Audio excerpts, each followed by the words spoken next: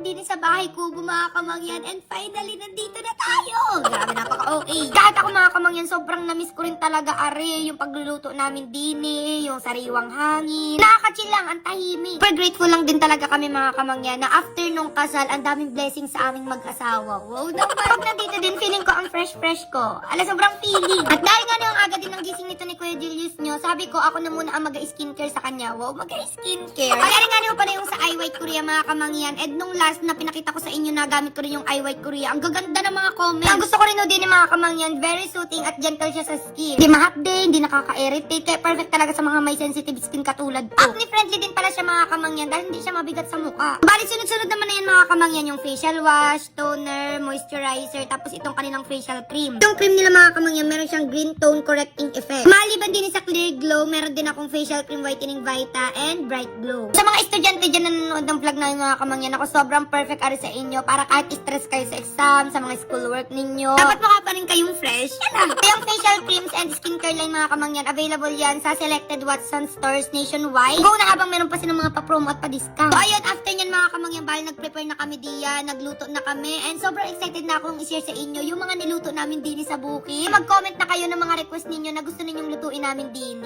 For the go!